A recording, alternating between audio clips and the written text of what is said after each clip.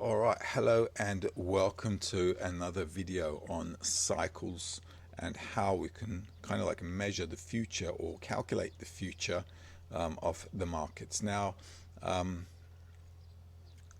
often that sounds a little crazy to everybody because everybody is hooked up on the news, everybody's hooked up on what's going on. But I've been calculating cycles, turnaround dates for assets for many, many years.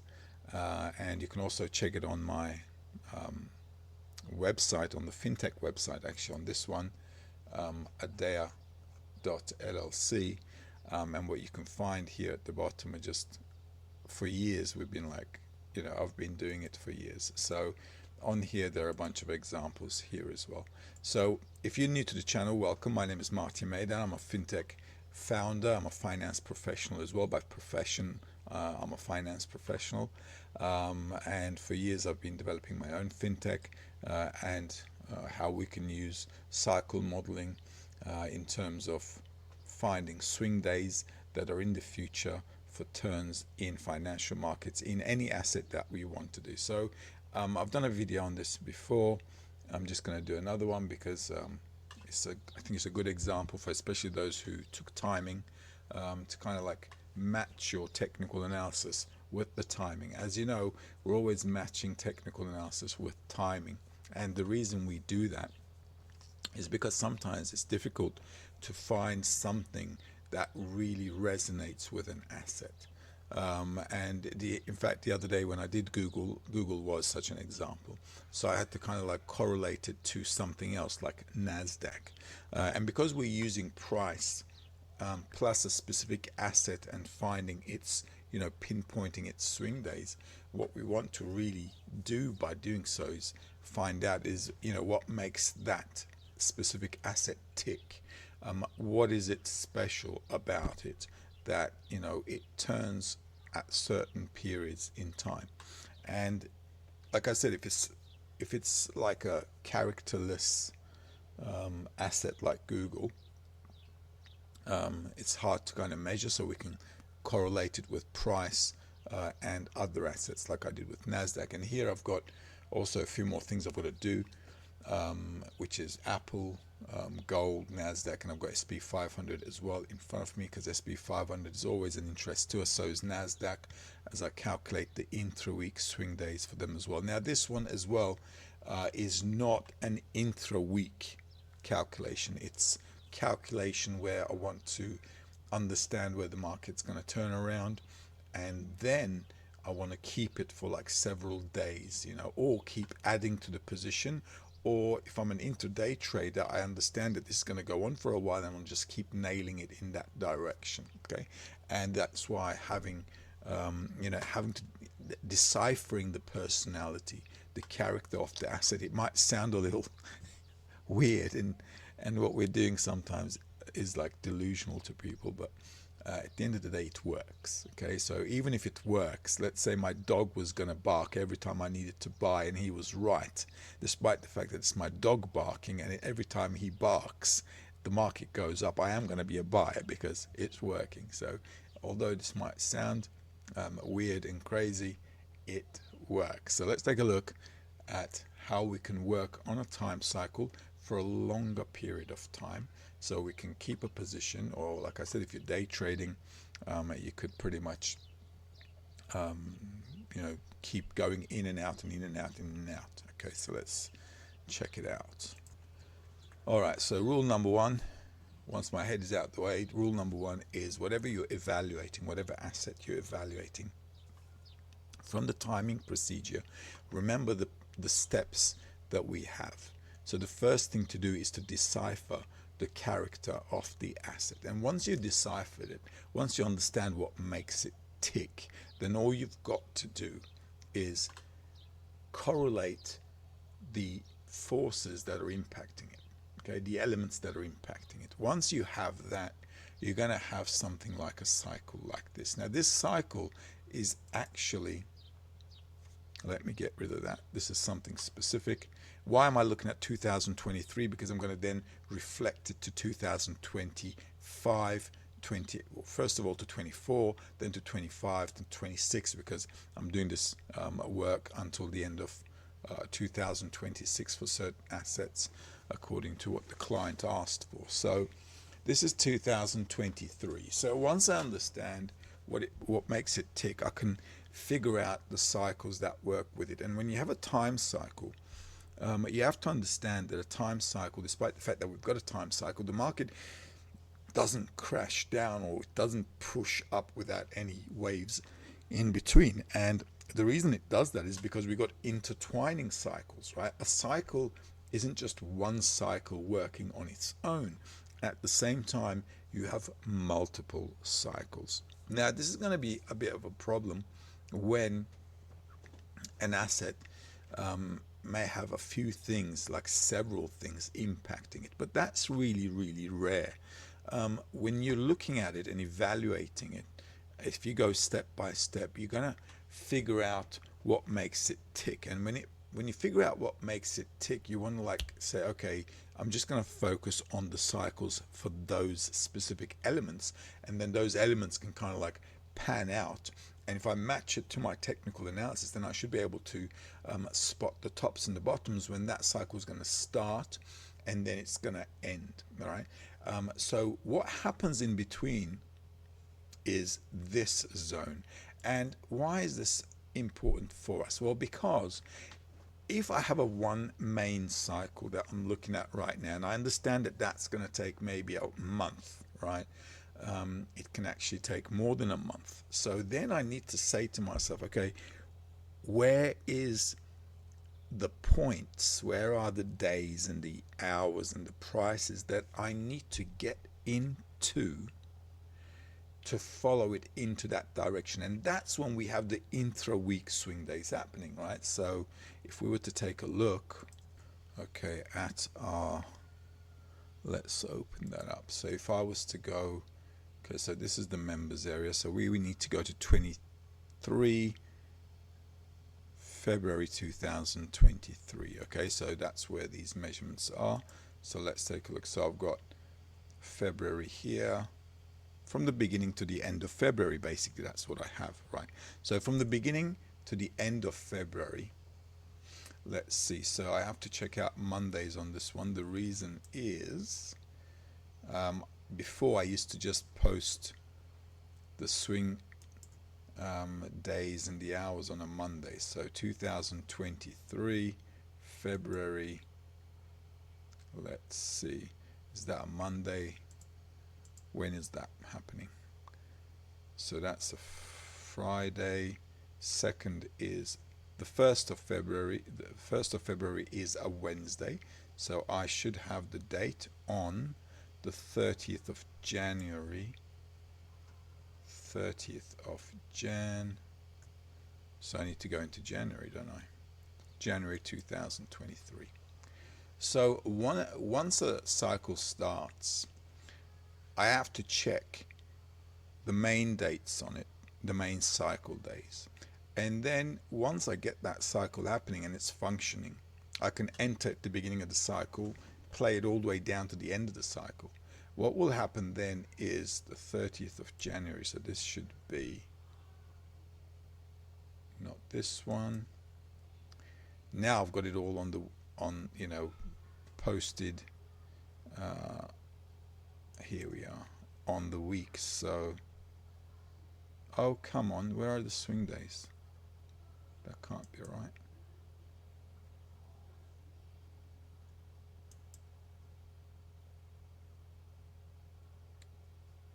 Okay, I'm going to find that.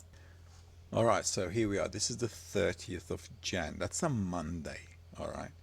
So on Monday, I've posted the swing days for the whole week. All right, so we're looking at SP 500. And what I've got in SP 500 is Monday. The cycle is starting in the beginning of February.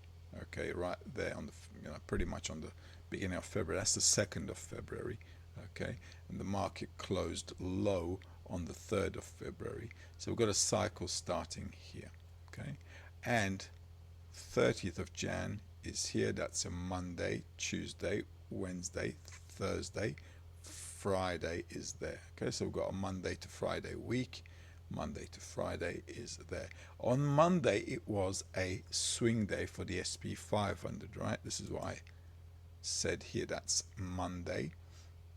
SP 500 swing day. So the market, nice and easy, making a low, going all the way back up. Now, if I take a look at the following week, right? Because what we want to do, the whole idea is, and this is also why I'm now beginning to post, I began to post everything this year in terms of months. So like in February, I posted the whole of March. In March, I posted the whole of April. In April, I've posted the whole of May. Why? Because then we can kind of like get a better perspective on where we want to go to, right? So this is from the 30th of June to the 30th of Jan to the 23rd. 2023, and the next one is this. It's going to be, this is Monday. I'm going to open that up as well, and then we're going to see SP 500. Now got SP 500 Thursday, Friday. Okay, so starting on the 6th of February, and that is the 6th of February there. Okay, Monday, and now got Tuesday, Wednesday, Thursday, Friday, making an intra week, right? This is an intra week.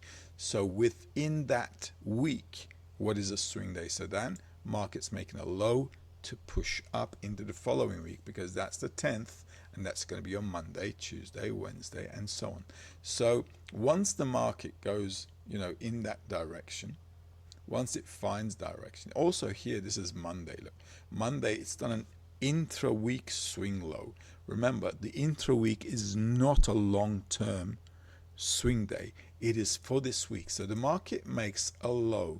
Then the next day, you see it makes that high again, and then sizzles down into Friday, which makes another low swing to push up for another 3 days up direction before tumbling down. So what we want to do is, once we have a main cycle like this, you know, we've got a beginning and we're pushing it down into a certain day like here, then what we want to do is just make sure we also know what the swings in between is, and that is really what is going on with the members area, right? Because we're not like real swing trading.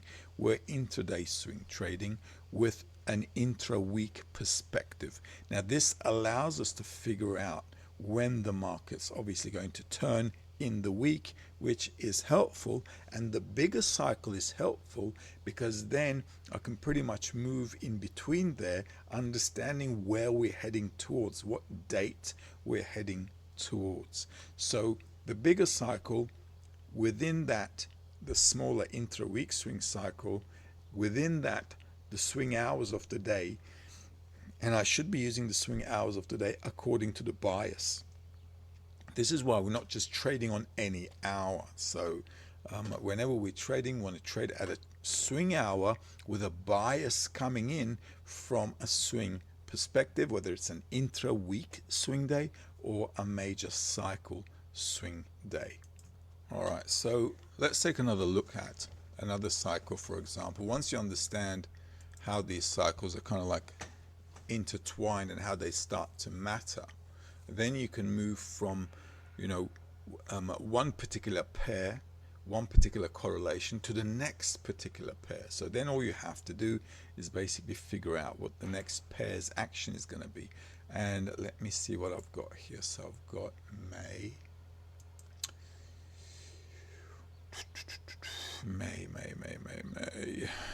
So this is one thing for May. All right, and that's where, okay, so that's great. So that's already a good move upwards, as you can see, causing like the market to push up. So that's that. Then that should bring me to June. So from May to June, and that's my June. All right, so as you can see, on those same days, pretty much on those same days, correct, I've got what I have is the same kind of a move. Okay, so you can see now that those two forces that are like impacting this asset are giving it a drive. Why is that important? Because if I understand this is the drive, I can follow this up, because that's already a good sign for me to go long. It's not just a breakout, but it's a cycle. So I've got a time and a technical correlation. One of the things you always have to be careful about is the midpoint of any correlation. Now, midpoints, I don't have the ability to measure midpoints in terms of my software. However, though, it doesn't really matter, because if I've got a main cycle that I'm looking at, then I can just take its midpoint. And even though it's not going to be exact, okay, it's not going to be exact, it doesn't matter, because let's say this is the midpoint, so I've got 2467, 2467, pretty much it, okay? So that's the midpoint. You see how that makes a high, okay? And then the market retraces. But we already understand the direction from here, okay? Because this initial push off the cycle is giving me the direction. Why do I need to know the mid-range? Because the mid-range between these two is also going to give me a swing, highly likely or not. But even much better, I will keep this there for the moment. And then if I go to this May, the month of May, and I check,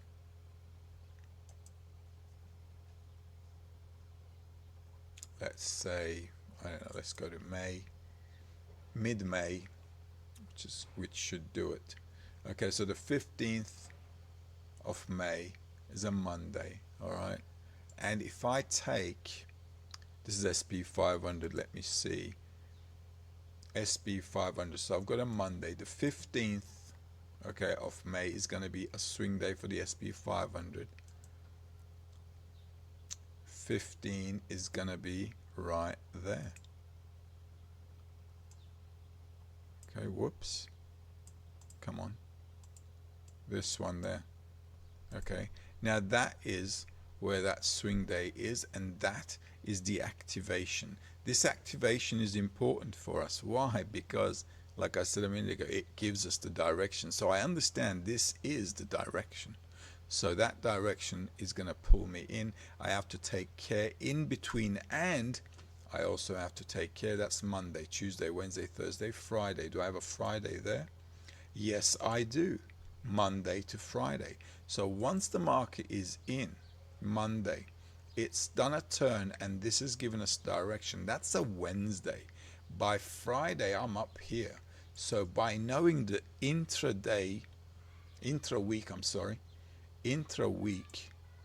swing day, I already know what to target. Remember, we're trading not for days and weeks. So I'm understanding the bigger cycle, using the intra-week swings as a intraday trader, so I can go in a direction towards a certain limit of the week, and I'm not keeping the position open over the weekend. So if that is Monday to Friday, and I've got a note here that Wednesday I've got a cycle, then that's it. That cycle is telling me where I'm going. The minute it comes back, we need to go back up. Now let's see in the following week, if that's a Friday, Monday, Tuesday, Wednesday, right? So Wednesday, that's going to be the 24th of May. So the next one, so after the 15th of May, let's open that in a new tab. Here we are. Then I've got a swing day. There you go. Look, I've got 3 swing days here. Wednesday, Thursday, Friday. This does happen. So then I've got to check out Wednesday, Thursday, Friday. Which one is really good for my technical analysis? It's not very often, but sometimes it does do that. There are 2 things we can do. We can just wait for a good time price match. Okay. If we see a market reaction on the first day, we can dive in the next day, or in a pullback into a trading hour. Why? Because we've got the trading hours as well, don't we? Right? So once we have the trading hours, we're also at the game. So once I understand that this is Wednesday, Okay, that's your Wednesday, Thursday, Friday, and then that's the next Monday, which is the mid cycle. All right, so knowing these days, matching it to my technical analysis. And how would you match it here on a technical analysis? Well, if you, it really it depends on you. If you've got your own unique way of doing technical analysis, that's all good. All right. If you've done it with us, then obviously you're going to have a few more options. The reason is I use about 5 different techniques to like correlate stuff. It doesn't mean I'm using 5 techniques every day at the same time. No, but if things are getting a little complicated, I want to know what zones are the most important ones, and I want to get precise on them. Then I can swap around, because not every technical analysis methodology will work all the time. It won't. This is why knowing several different methods is going to be important. So let's say if you wanted to, use that as a breakout zone here. Whoops. Sorry, that's just not right. Okay. What I'm going to do is get rid of that. I'm just going to use this.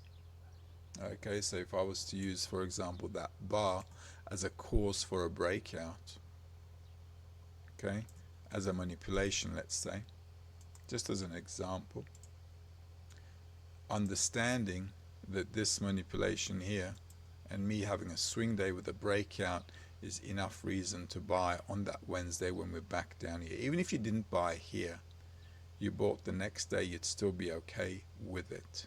Okay, because you understand, if Wednesday, Thursday, Friday is it, Wednesday it stalled there, stopped there, we're looking for a turnaround, then Thursday can do it, not a problem. So knowing the main cycle, the trigger event of the main cycle, you understand that that's going to be, either a breakout or a turnaround. Okay, there aren't any other options on a swing day. You're either going to break out or you're going to swing.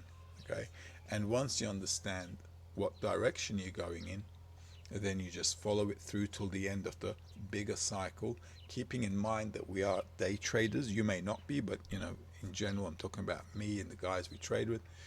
Then knowing those intra-week swing days is what's going to really help you out.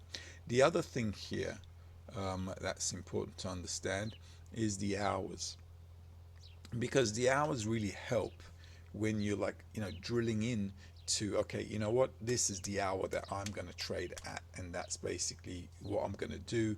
And when time price match, it just becomes a really minimal risk trade. So even if you're wrong, okay, even let's say we got everything wrong, we got the swing day wrong, the swing hour wrong, we got everything wrong, if you still correlate it into that time price, swing day, swing hour price correlation, you're going to have minimum risk, because the stop loss is going to be really tight. Okay, and if you get stopped out, you get stopped out.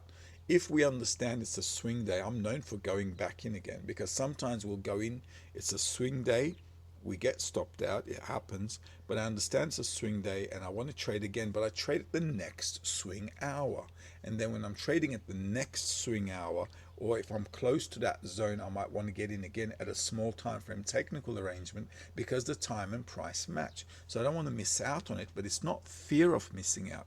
It's calculated, because it's a swing day, it's a swing hour, and yet stops do get swept out. We're aware of it.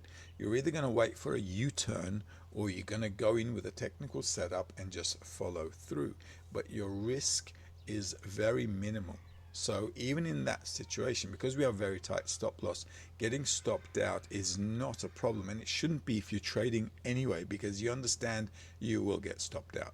There is no 100% trading, but anticipating, being predictive towards the swing days allows you to plan and target, not just with price, but with time as well. So you can okay, you know what, I'm going to go up until Friday. So where's a good target on a Friday so I can get out and think about a reversal? If the trend is going up, maybe I'll just get out, wait for the next swing day at a lower price. For example, on gold, that's exactly what we said we should be doing this week. Wait for a pullback. If it comes back into a swing day, swing hour price, you can go long, and that's fine. And the strong hours for those, I also posted today in the video as well. Said the evening, in the members area, sorry, I did say the evening hours are like looking good for a strong reversal zone. So if we match time price, it's a good swing day, we can follow gold back up again. So correlating is always giving us the opportunity to to be active rather than reactive to what the market is doing. And I've written a few articles and I've done a few videos on it as well. News is irrelevant. News is irrelevant. I have never seen these cycles change because somebody did a tweet. It's just not happening. That's just not going to happen. This works, and the world, nature, is above anybody. So nobody, no news, no natural calamity, no, I don't know, whatever you want to call it, no war, nothing is going to change the way this thing works.